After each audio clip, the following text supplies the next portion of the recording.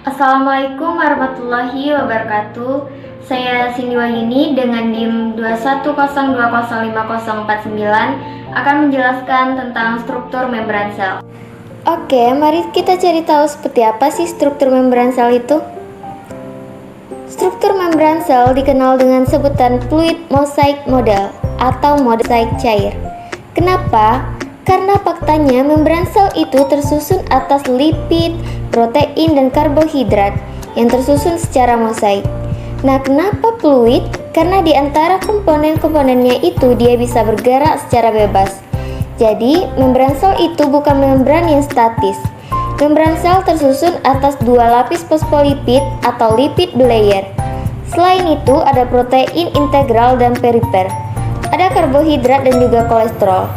Untuk fosfolipid, bagian kepala tersusun atas kelompok fosfat dan gliserol yang bersifat polar dan bermuatan sehingga dia suka air atau disebut hidrofil. Untuk bagian ekor tersusun atas asam lemak yang bersifat nonpolar. Penggabungan antara ekor dengan ekor mengakibatkan ada area tengah yang bersifat nonpolar atau hidropom. Tujuannya agar molekul polar dan bermuatan dari luar tidak bebas melintasi membran. Secara umum, membran sel memiliki dua jenis protein. Yang pertama, protein integral, di mana posisinya itu terbenam menembus lipid bilayer yang fungsinya sebagai transportasi zat. Yang kedua, protein perifer. Ia berada di tepian membran sel yang fungsinya sebagai tanda pengenal sel. Untuk karbohidrat, bila berikatan dengan protein dinamakan glikoprotein.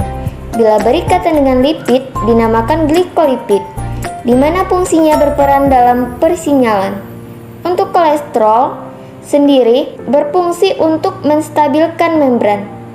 Nah, seperti itulah struktur dari membran sel. Berdasarkan strukturnya dapat kita simpulkan bahwa membran sel memiliki fungsi yang pertama, sebagai pembatas antara lingkungan luar dalam sel. Yang kedua, melindungi isi sel. Yang ketiga, mengatur keluar masuknya molekul-molekul.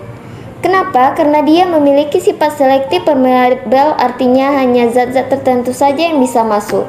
Yang keempat, sebagai reseptor. Yang kelima, sebagai media komunikasi antar sel.